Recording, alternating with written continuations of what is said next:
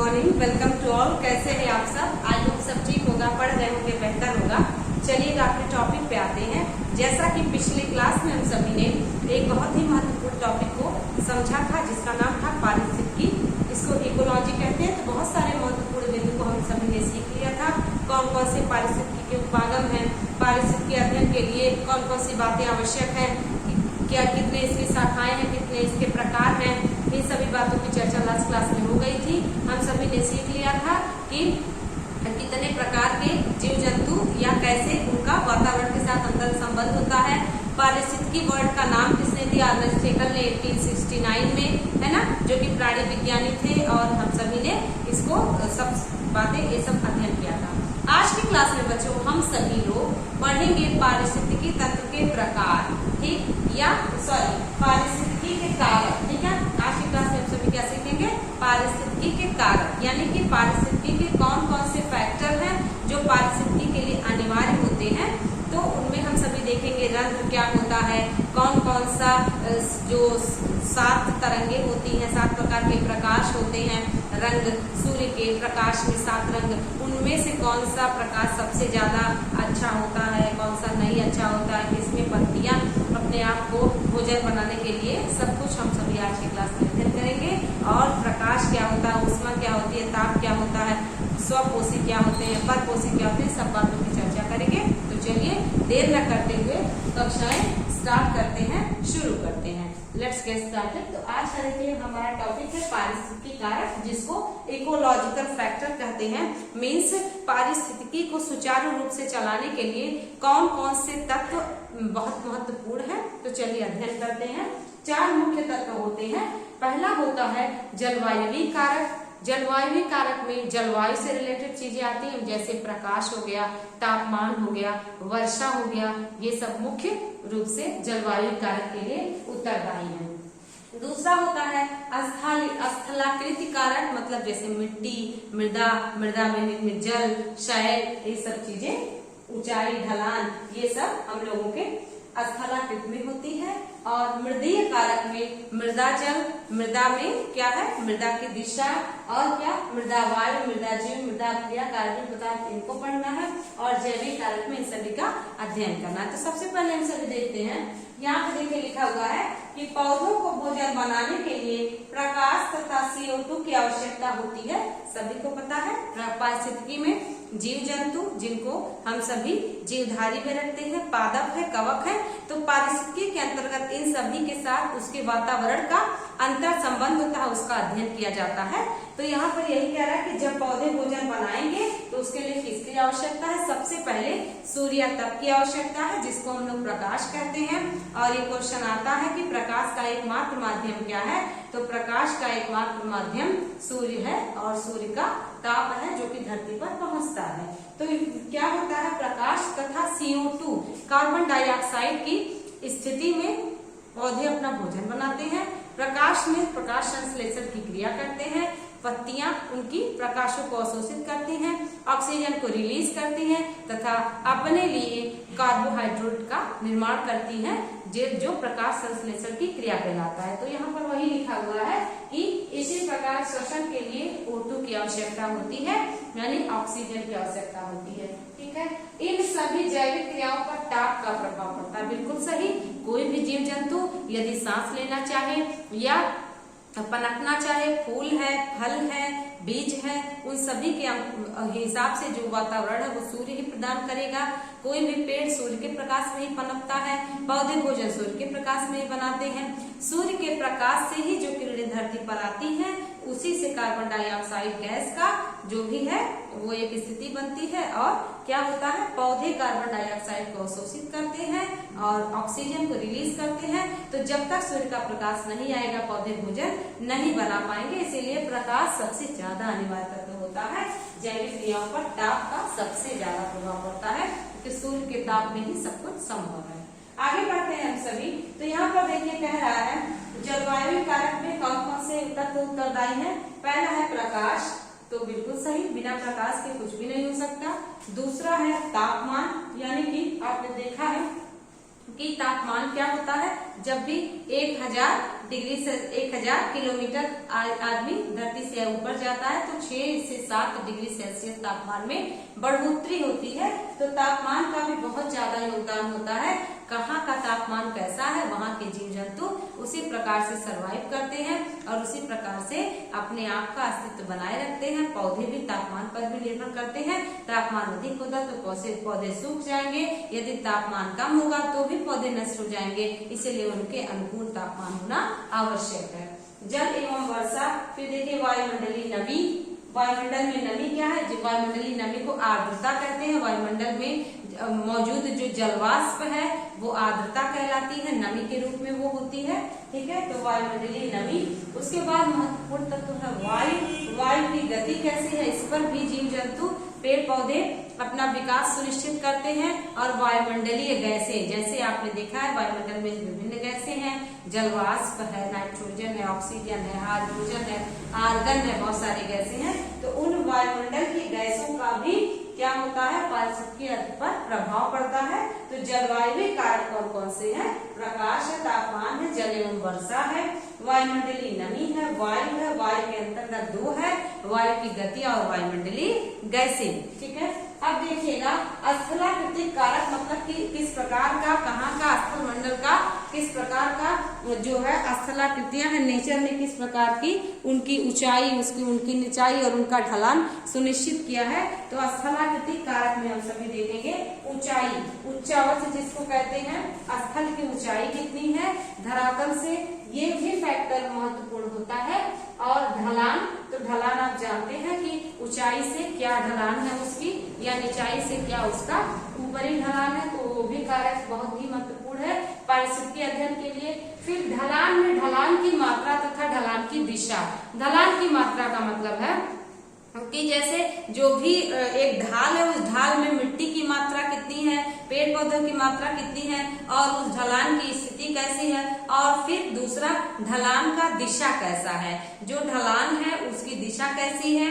दिशा means जो भी ढलान है वो ऊपर से नीचे, नीचे से ऊपर या ऊबड़ खाबड़ किस दिशा में वो ढलान है, वायु के विपरीत है, वायु के तरफ है। ठीक है, उसको भी सब ध्यान देना होता है। तो स्थलाकृतिक कारक में ढलान की दिशा, ढलान की मात्रा। ठीक है, ऊबड़ खाबड़ ढलान होगा तब भी कोई भी जीव जंतु कोई भी सरवाइव नहीं कर पाएगा। खुलाव कितना, यानी कि जो स्थल है वो हवाओं से, देशों से, वातावरण से, पेड़ पौधों से, जंगल से, पानी से किस प्रकार का घिरा हुआ है, कितना घिरा हुआ है और कितना ओपन है। तो ये भी बहुत ही महत्वपूर्ण पॉइंट है। ठीक है, अब मृदीय कारक में देखेंगे। मृदीय कारक में तो मिट्टी से रिलेटेड सारे पॉइंट को पढ़ना है। तो देखिए मिट्टी का जो खनिज पदार्थ है, यानी जो खनिज लवण होते हैं जो मिट्टी में विद्यमान होते हैं उसको खनिज लवण कहते हैं। जैसे लोहा हो गया, तांबा हो गया, ठीक है, सोना, चांदी, हीरा या कोई भी नाइट्रोजन हो गया। तो ये सब चीजें जो है खनिज पदार्थ मिट्टी में किस प्रकार के हैं, ह्यूमस हो गया। इसके बाद देखिए मृदीय कारक कार्बनिक पदार्थ बहुत उत्तरदायी है। कार्बनिक पदार्थ को हम सभी कह सकते हैं ह्यूमस या जीवाश्म। उस मिट्टी में ह्यूमस की मात्रा कितनी है, उस मिट्टी में जीवाश्म है या नहीं है। ठीक है, जीवाश्म रहित मिट्टी होगी तो वह भी उपजाऊ नहीं होती है। इसके बाद देखिए शैवाल। शैवाल आप जानते ही हैं कि शैवाल मिट्टी में, शैवाल समुद्र में पाए जाते हैं। तो शैवाल जिसको फफूंदी भी कहा जा सकता है, जो भी पनप जाते हैं, जो एक पेड़ के ऊपर व्हाइट कलर के पनपते हैं, उनको भी शैवाल की श्रेणी में रखा जाता है। यानी कि समुद्री पेड़ पौधे कितने उत्तरदायी होते हैं इसको देखना है। मृदा जल, यानी मिट्टी में जो भी जल अवशोषित किया गया है उसको भी समझना होगा। इसके बाद देखिएगा वायु, मृदा की जो वायु है, यानी कि वायु मिट्टी में कितनी मिट्टी को प्रभावित कर रही है। वायु के ज्यादा बहाव से मिट्टी क्षरण हो सकता है मिट्टी का, तो मिट्टी कतरीली पथरीली हो सकती है। तो मृदा वायु भी बहुत प्रभावित करती है। मृदा जीव, मिट्टी में पाए जाने वाले जीव भी पारिस्थितिकी अध्ययन के महत्वपूर्ण तत्व है। और मृदा अभिक्रिया, मृदा किस प्रकार से अभिक्रिया कर रही है, वह उपजाऊ है या नहीं उपजाऊ है, मिट्टी में जो पोषक तत्व है वह कितने उपयोगी आ सकते हैं, इन सभी को भी हम सभी मृदीय कारक में रखते हैं। ठीक, जैवीय कारक में मतलब जीव जंतु पेड़ पौधे इससे रिलेटेड जैवीय है जिसमें जीवन होता है। उसमें सूक्ष्म जीव है, जीवाणु है, कवक है। इसके बाद चरने वाले पशु भी हैं जैवीय में, वो भी पारिस्थितिकी को प्रभावित करते हैं। परजीविता मतलब दूसरे पर निर्भरता, ऐसे जीव। सहजीविता साथ रहने वाले जीव, जैसे साथ रह करके भैंस के पीठ पर बगुला कीड़े को खाता है बैठ करके, तो सहजीवी है, अपने भी जीता है और भैंस को भी नहीं डिस्टर्ब करता है, तो सहजीवी है और भैंस को कीड़े से छुटकारा भी मिल जाता है, तो ये सहजीवी है। परजीवी का मतलब होता है कि दूसरे जीव जंतुओं पर निर्भर होकर के अपना भोजन प्राप्त करना, ठीक है। मृतोपजीवी सूक्ष्म जीव होते हैं, जैसे मरे हुए चीजों पर सूक्ष्म जीव भी हो सकते हैं और बहुत से ऐसे जानवर भी हो सकते हैं जो मरे हुए पशुओं को, मरे हुए पक्षियों को खाते हैं, जानवरों को खाते हैं, वो मृतोपजीवी हैं, मृत जीवों पर होते हैं। अधिपादकता मतलब कि जो है पौधों के बीच आपस में संबंध, और कीट भक्षी पौधे जो होते हैं उसमें हम सभी ने घटपड़ी बहुत इंपॉर्टेंट है, तो ये सभी को हम सभी डिटेल में अध्ययन करेंगे। जलवायु कारक में प्रकाश किस प्रकार से उत्तरदायी है, कौन कौन से पॉइंट हम सभी को जानने हैं प्रकाश के अंतर्गत, उसको समझेंगे। स्थलाकृतियों में देखेंगे, मृदीय कारक में देखेंगे, तो इन सभी बातों की चर्चा आज की क्लास में बहुत ही डिटेल स्टडी होगी, तो इसको पहले आप समझ लीजिएगा। अब आइए सबसे पहले स्टार्ट करते हैं कि यहाँ पर देखिए जलवायु कारक में सबसे पहला है प्रकाश, ठीक है। तो जब सबसे पहला है प्रकाश, तो प्रकाश को समझने का प्रयास करेंगे। देखिए सूर्य का प्रकाश जब धरती पे आता है तो उसका सबसे बहुत ही महत्वपूर्ण उद्देश्य हो जाता है पौधों को पोषित करना। जीव जंतु मनुष्य तो पोषित होते ही होते हैं, लेकिन पौधों को पोषित करना बहुत ही महत्वपूर्ण भूमिका हो जाती है सूर्य के प्रकाश से, क्योंकि पौधे सूर्य के प्रकाश में क्लोरोफिल की उपस्थिति से भोजन बनाते हैं। तो अब कितने प्रतिशत को वो एब्जॉर्ब करते हैं प्रकाश को, कितने प्रतिशत अपने अंदर समाहित कर लेते हैं, तथा पत्तियों के आर पार कितना प्रकाश चला जाता है, वापस कितना प्रकाश वायुमंडल में फैल जाता है, इस सभी का हम सभी चर्चा करेंगे। तो टोटल का 83% देखना होगा। देखिए कह रहा है कि सूर्य का प्रकाश जो पत्तियों पर पड़ता है उसका 83% भाग पत्तियों द्वारा अवशोषित कर लिया जाता है। मीन्स वाट पत्तियों द्वारा सोख लिया जाता है 83% भाग, ठीक है। टोटल 100% की बात हो रही है, तो 100% में 83% पत्तियों द्वारा अवशोषित कर लिया जाता है, पत्तियों द्वारा ले लिया जाता है। इसके बाद कह रहा है अब क्या कह रहा है 12% परावर्तित कर दिया जाता है, तथा 5 तो अब क्या होता है 83% जो है ले लिया गया, 12% परावर्तित कर दिया गया, मतलब परावर्तित मतलब रिफ्लेक्ट कर दिया गया, एब्जॉर्ब 83% किया गया, रिफ्लेक्ट 12% किया गया, यानी कि जो प्रकाश आया पत्तियों के पास, पत्तियों ने उसमें से 83% सोख लिया, अपने अंदर समाहित कर लिया, और 12% उसने वायुमंडल में रिफ्लेक्ट कर दिया, वापस भेज दिया, तथा 5% पारगत हो गया। अब ये पारगत क्या होता है, पारगत मतलब होता है कि आर पार हो जाना, ठीक है, ये पारगत है। तो वही चीज यहाँ पर लिखा है कि जो भी प्रकाश पत्तियों पर पड़ा उस प्रकाश में से 83% भाग पत्तियों ने अवशोषित कर लिया, 12% परावर्तित कर दिया, यानी कि जो प्रकाश पड़ा उसमें से 83% ले लिया, 12% वापस भेज दिया, 5% भाग पारगत हो गया। पारगत मतलब होता है पत्तियों के रंध्रों द्वारा अवशोषित होने के बाद जो 5% है वो पत्तियों में से आर पार होकर के धरती तक पहुंच जाए, वो हमारा क्या कहलाता है, पारगत वर्ड। तो बहुत बार पारगत वर्ड में बच्चे कंफ्यूज हो जाते हैं, इसको ट्रांसमिटेड कहते हैं। 83% सोख लिया, 12% वापस कर दिया गया, 5% पत्तियों को आर पार करके पारगत हो गया। ओके, अगला पॉइंट पढ़ते हैं। कह रहा है अब पत्तियां जो है कैसे सोखती है, तो रंध्रों द्वारा सोखती हैं। जब भी प्रकाश आता है तो पत्तियों में जो नसें होती हैं, उन्हीं नसों से रंध्र जो निकले होते हैं, आपने देखा होगा इस प्रकार से होते हैं। जैसे मान लीजिए ये पत्ती है, किसी भी प्रकार की पत्ती हो सकती है, तो ये जो रंध्र निकले होते हैं, ये रंध्रों के द्वारा ही, ये रंध्र द्वार होते हैं, और इन्हीं के द्वारा ही प्रकाश को अवशोषित कर लिया जाता है और रंध्र प्रकाश को सोख लेते हैं। तो रंध्र के द्वारा प्रकाश को सोखा जाता है, ये प्रश्न आता है, ठीक है। कह रहा है 83% भाग अवशोषित होने वाले भाग का केवल, अब 83% भाग से क्या, अब उसमें से क्या है क्लासिफिकेशन, टोटल का 83% एब्जॉर्ब कर लिया, 12% रिफ्लेक्ट कर दिया, 5% ट्रांसमिटेड हो गया, यानी कि पार करके धरती तक पहुंच गया। अब जो 83% प्रकाश से पत्तियों ने प्रकाश को ऑब्जॉर्व किया था, उसमें से क्या होता है, उसमें से टोटल भाग का केवल 4% भाग ही पर्णहरित यानी कि क्लोरोफिल के द्वारा प्रकाश संश्लेषण क्रिया के लिए उपयोग में लाया जाता है। कितने अच्छे फैक्ट हैं, समझिएगा। कह रहा है 83% जो एब्जॉर्ब किया गया पत्ती के द्वारा, उसमें से मात्र 4% ही क्लोरोफिल की क्रिया में पर्णहरित, जिसको क्लोरोफिल कहते हैं, प्रकाश संश्लेषण में उपयोग किया गया। तो 83% में से 4% ही यूज किया गया। ठीक है, आगे बढ़ते हैं। कह रहा है और शेष 79%, अब 79% बचा, ताप के रूप में वातावरण में विसरित हो जाता है, यानी कि वातावरण में क्या हो गया, नष्ट हो गया या फैल गया आप कह सकते हैं। तो जो 79% है वो वातावरण में डिफ्यूज मतलब होता है नष्ट हो जाना या विसरित हो जाना, ये वातावरण में खत्म हो जाता है। 83% का 4% वो यूज करता है एक पौधा अपने पत्तियों की सहायता से, और बाकी 79% वो वातावरण को वापस वातावरण में फैला देता है। ठीक है, अब देखिएगा, कह रहा है अब ये हो गए। अब प्रकाश के कौन कौन से महत्वपूर्ण पॉइंट हैं प्रकाश में। अब देखिए, प्रकाश में सबसे पहला महत्वपूर्ण पॉइंट प्रकाश संश्लेषण है।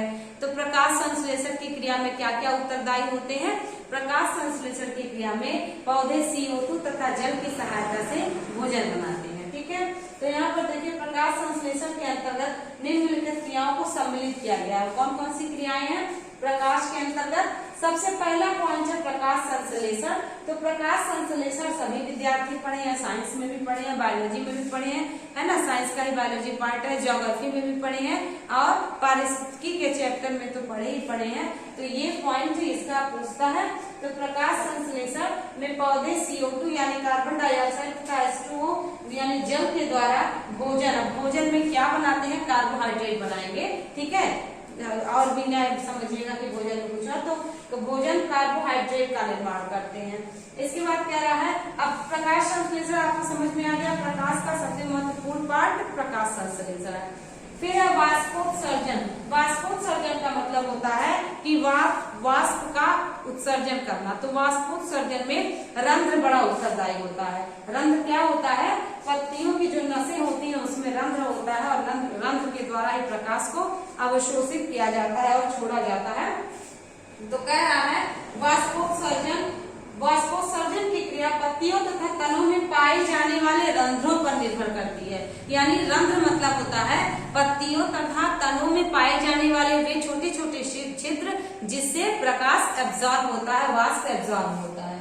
कह रहा है रंध्रों पर निर्भर करती है, और रंध्रों का खुलना बंद होना प्रकाश पर निर्भर करता है। बिल्कुल सही, जितना ज्यादा प्रकाश होगा उतना ज्यादा ही रंध्र खुलेंगे और प्रकाश को अवशोषित करेंगे। तो वही चीज यहाँ पर कह रहा है, और रंध्रों का खुलना बंद होना प्रकाश पर निर्भर करता है। तो प्रकाश का पहला पॉइंट हम सब ने प्रकाश संश्लेषण ही सीखा।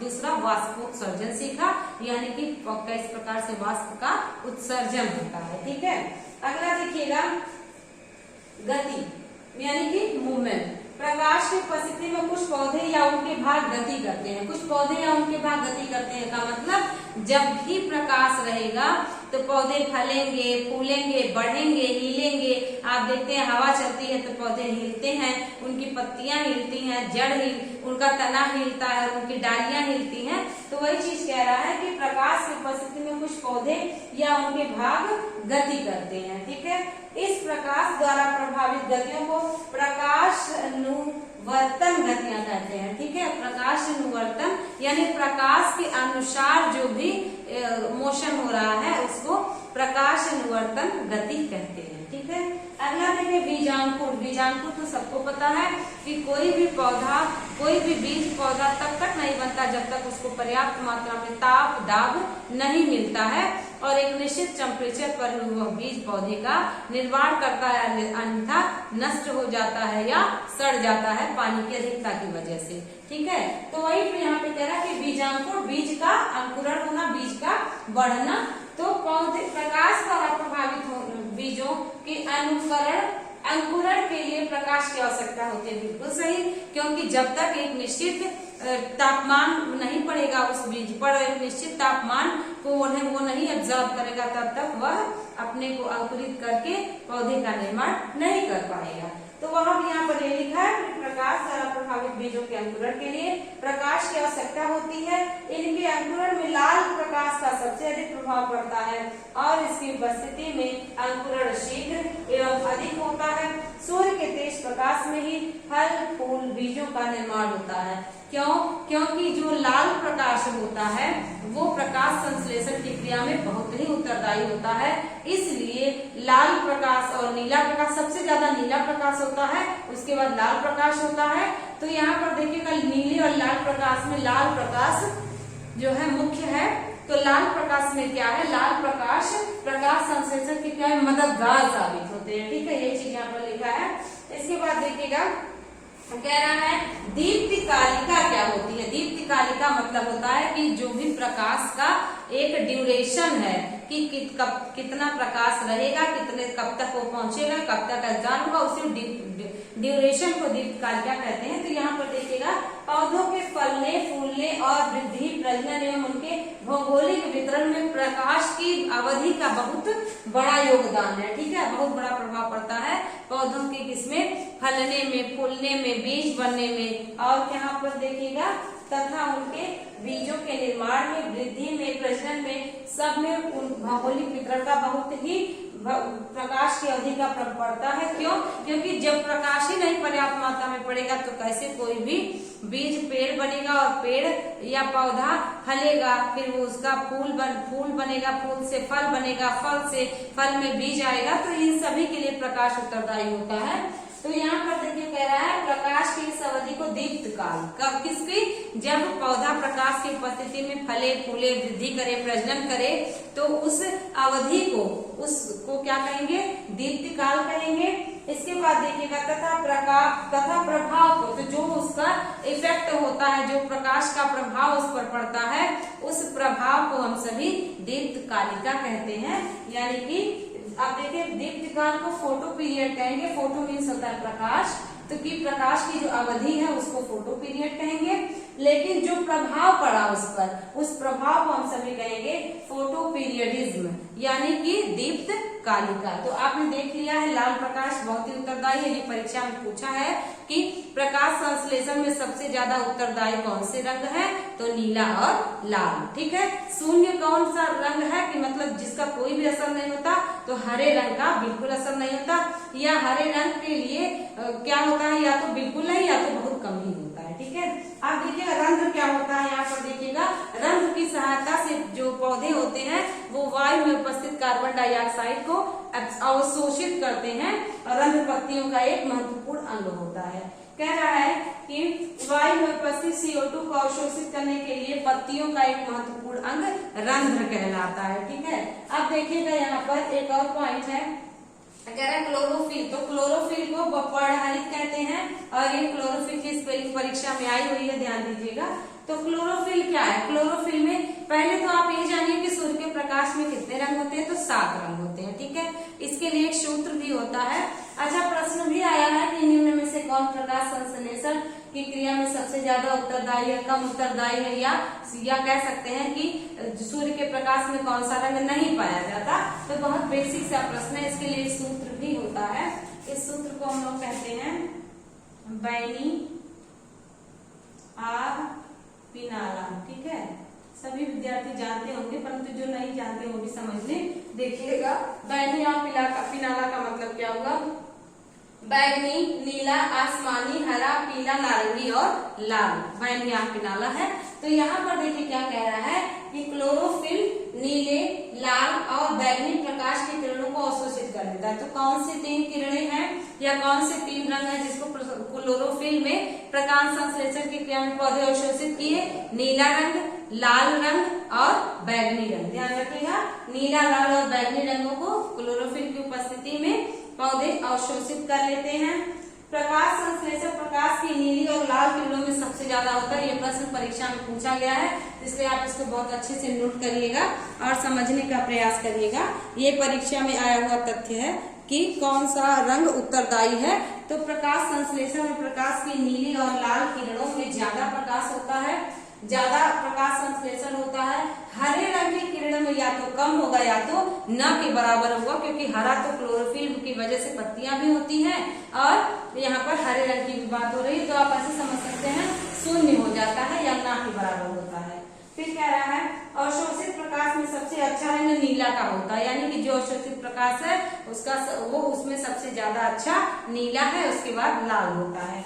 फिर कह रहा है इसमें यह प्रकाश संश्लेषण की उच्चतम दर प्रदर्शित करता है, यानी नीले रंग के प्रकाश में, लाल रंग के प्रकाश में, बैंगनी रंग के प्रकाश की किरण में प्रकाश संश्लेषण की क्रिया सबसे ज्यादा होगी। ठीक है, तो अब देखिएगा, इसलिए प्रकाश संश्लेषण की उच्चतम दर प्रदर्शित करता है। इसके बाद लाल रंग आता है, तो लाल रंग, नीला रंग और बैंगनी रंग। तो आप यहाँ पर देख पा रहे होंगे कि कैसे अच्छे तथ्य आपको मिल रहे हैं। तो ये प्रकाश के अंतर्गत इतने पॉइंट्स हम सभी को जान लेते। अब हम सभी तापमान, जल, वर्षा, वायुमंडलीय नमी सीखेंगे, तो आप इसको बहुत अच्छे से नोट कर लीजिए। आइए समझने का प्रयास करते हैं कि तापमान का पौधे की क्रिया पर क्या प्रभाव पड़ता है। जैसा कि आपने देखा होगा कि तापमान अगर ठीक रहता है, तापमान उचित रहता है, तो पौधे वृद्धि करते हैं, और तापमान की कमी होने से पौधे सूख जाते हैं या वाष्पोत्सर्जन की क्रिया में कमी आ जाती है। तो यहाँ पर देखना होगा, कह रहा है सबसे कौन कौन से तत्व हैं। पहला है प्रकाश संश्लेषण, दूसरा है वाष्पोत्सर्जन और तीसरा है श्वसन। तो प्रकाश संश्लेषण में क्या है, कह रहा है कि प्रकाश संश्लेषण की दर 30 से 35 डिग्री पर अधिकतम होती है, यानी कि जब तापमान 30 डिग्री सेल्सियस से 35 डिग्री सेल्सियस रहता है तो प्रकाश संश्लेषण की क्रिया अधिक होती है।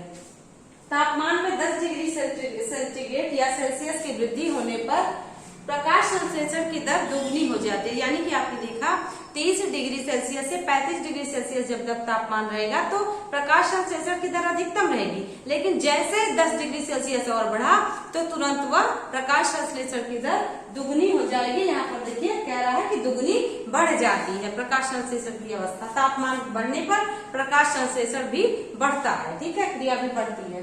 वाष्पोत्सर्जन देखिएगा, जब वायुमंडल का तापमान बढ़ता है तो वाष्पोत्सर्जन की दर भी बढ़ती है, यानी कि जब जब वायुमंडल का तापमान बढ़ेगा तो पानी को, जल को धरती से वो भाप बन के उड़ाएगा। तो वही कह रहा है कि वाष्पोत्सर्जन की दर भी बढ़ती है कि पानी सोख लिया जाता है, तापमान के द्वारा पानी को खत्म कर दिया जाता है। फिर कह रहा है श्वसन, तो श्वसन में इसकी सर्वाधिक दर 30 डिग्री सेल्सियस पर होती है। प्रकाश संश्लेषण की बात करें तो 30 डिग्री सेल्सियस से 35 डिग्री सेल्सियस, लेकिन श्वसन की बात करते हैं तो 30 डिग्री सेल्सियस पर श्वसन की दर अधिकतम होती है।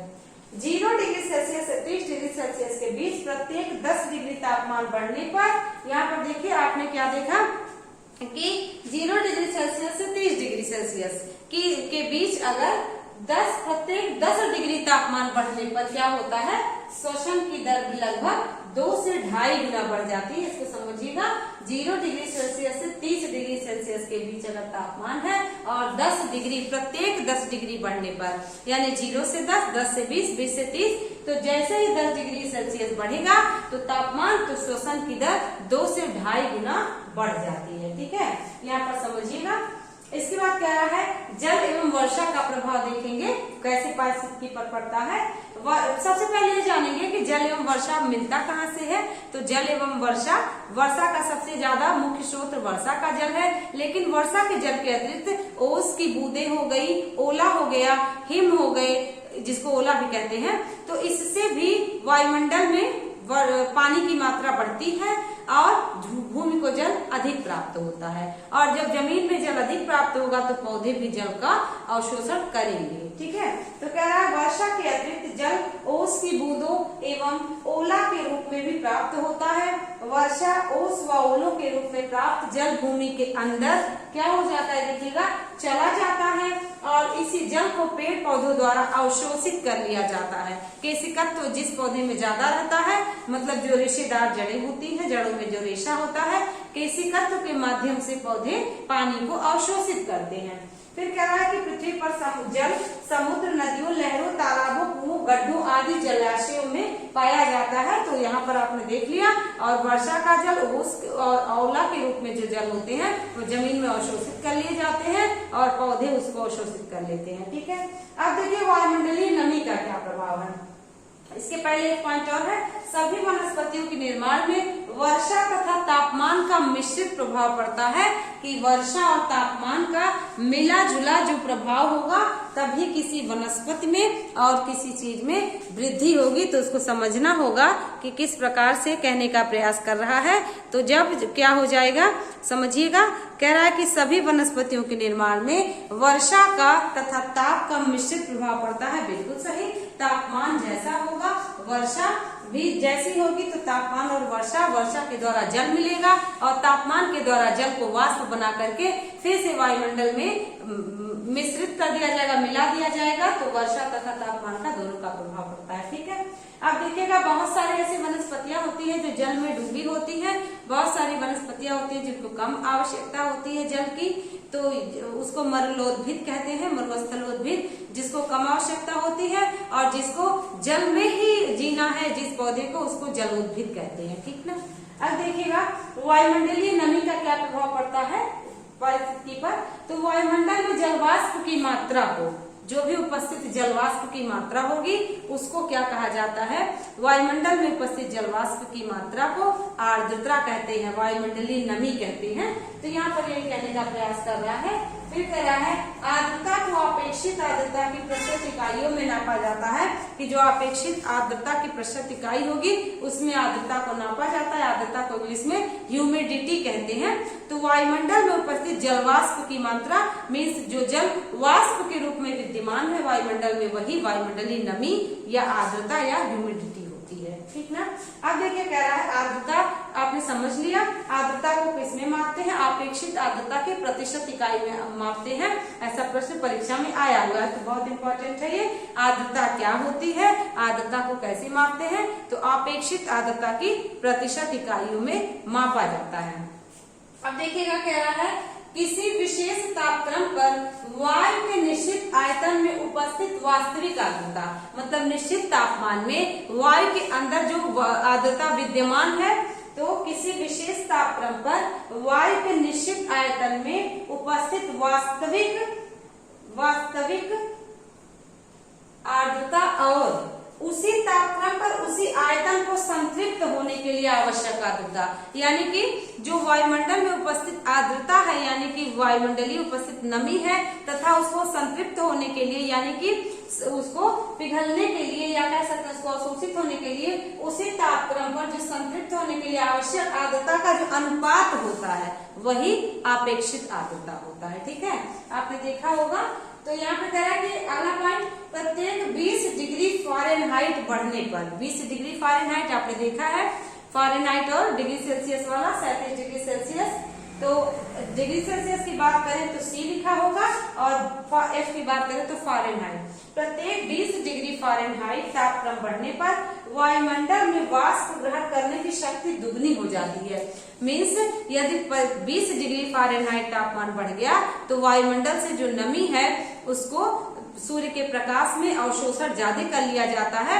तो क्या कह रहा है यहीं पर कि वायुमंडल में वायु में वाष्प ग्रहण करने की शक्ति दुगनी बढ़ जाती है, यानी कि जो पानी जितने देर में सूखता है और तेजी से सूख करके वाष्प बन करके आसमान में तो वायुमंडल में मिलने लगता है। इसी प्रकार तापक्रम के घटने पर क्या होगा, वाष्प ग्रहण करने की शक्ति भी घट जाएगी। तापमान बढ़ेगा तो जलवाष्प ज्यादा होगा और तापमान घटेगा तो जलवाष्प में कमी आएगी। फिर कह रहा है जंगलों में पेड़ पौधे वाष्पोत्सर्जन क्रिया द्वारा आर्द्रता बढ़ाते रहते हैं। वाष्पोत्सर्जन का मतलब वाष्प का उत्सर्जन करते हैं, उसको रिलीज करते हैं। तो कह रहा है जिससे इसके नीचे नमी युक्त अर्थात आर्द्रतामय वातावरण बना रहता है। तो क्या होता है, वाष्प को अवशोषित करते हैं, उसको एब्जॉर्ब करते हैं, जिससे उनके नीचे नमी बनी रहती है। तो क्या होता है, आर्द्रतामय वातावरण बना रहता है। इसलिए जंगलों में आर्द्रता प्रिय पौधे, यानी कि नमी को सोखने वाले पौधे, जिसको आर्द्रता प्रिय पौधे कहेंगे, वे कौन कौन से हैं। सबसे पहला लाइकेन है, जो परीक्षा में पूछा जाता है। लाइकेन है, ब्रायोफाइटा प्रजाति के पौधे, ट्रायोफाइटा, टेरिडोफाइटा समुदाय के पौधे आते हैं। तो वायुमंडल में ताप में वृद्धि होगी तो जलवाष्प में वृद्धि होगी, तापमान घटेगा तो वाष्पीकरण भी घटेगा, और वायुमंडल में जो विद्यमान नमी होती है, वायुमंडलीय नमी उसको कहा जाता है, और उसको आर्द्रता भी कहते हैं। तो ये सब फैक्ट आपके लिए बहुत ही महत्वपूर्ण होने वाले हैं। तो इन फैक्ट्स को आप बहुत अच्छे से नोट करिएगा।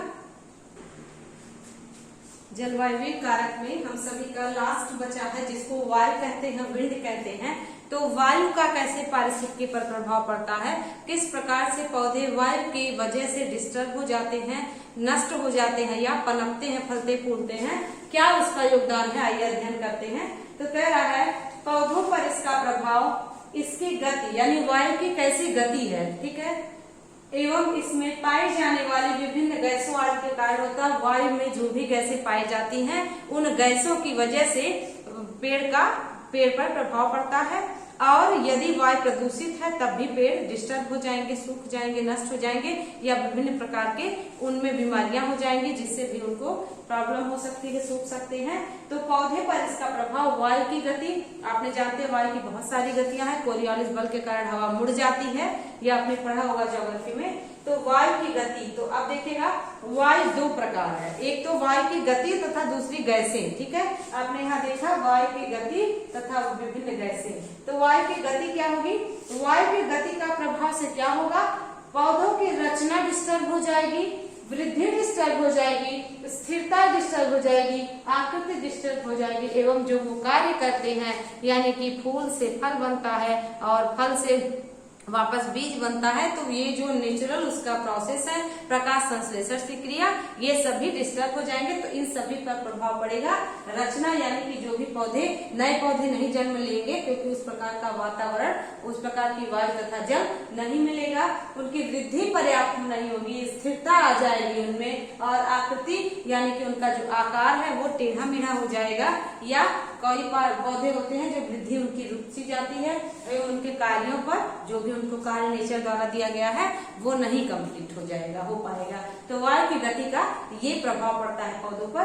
अब वायुमंडल की गैसें हैं, तो सबको पता है सबसे ज्यादा नाइट्रोजन है, ठीक है।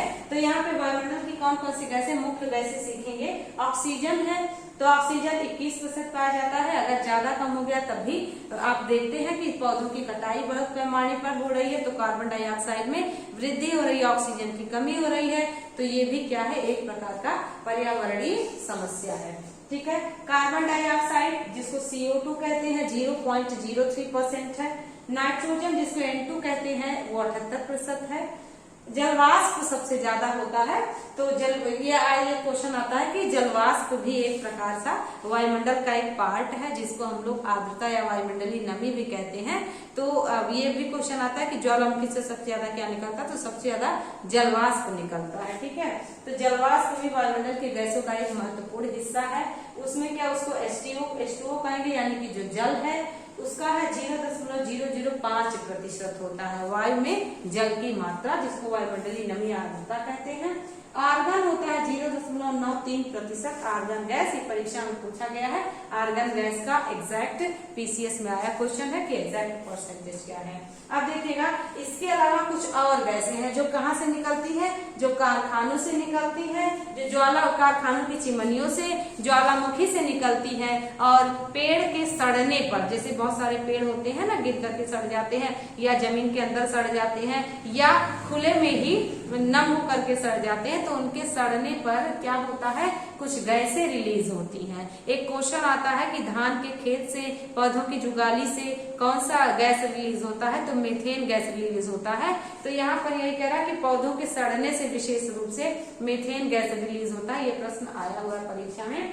तो कह रहा है कि कुछ गैसें जैसे कारखानों की चिमनियों से, ज्वालामुखी से, या कह रहा है कि पौधों के सड़ने से निकलती हैं। उसमें कौन कौन सी गैसें हैं, SO2 है यानी सल्फर डाइऑक्साइड है, सल्फर ट्राइऑक्साइड है, ट्राई मतलब 3, तो SO3, नाइट्रोजन ऑक्साइड है जिसको NO2 कहते हैं, अमोनिया है वो भी निकलता है, विषनाशक गैस है ना, विषाक्त गैस है, NH3 होता है इसका सूत्र। कार्बन मोनोऑक्साइड बहुत भयंकर प्रदूषण फैलाता है वायु में, जो कि जिसको हम सभी CO कहते हैं, और मीथेन गैस जो कि CH4 होता है, वनस्पतियों के सड़ने से बनता है। तो ये बहुत महत्वपूर्ण पॉइंट है कि कौन सी गैसों का क्या परसेंटेज होता है या कौन सी गैसें कितना रिलीज होती हैं वायुमंडल में। तो वायु क्या होता है, वायु की गति और वायुमंडल की गैसें किस प्रकार से प्रभाव डालते हैं पारिस्थितिकी पर, तो उन सभी को हमने सीखा। तो पारिस्थितिकी के जो चार कारक थे उन कारकों को हमने अध्ययन किया, जिसमें से जलवायु कारक, स्थलीकृत कारक या स्थलाकृत कारक, मृदा कारक और अंतिम हम लोगों का था जिसको हम सभी ने नाम दिया था वो था जैवीय कारक। तो हम सभी ने पहला जिसको जलवायु कारक है, जिसमें प्रकाश था, ताप था और वायुमंडलीय नमी थी, वायु था, वर्षा था, इन सभी का अध्ययन हमने किया आज की क्लास में।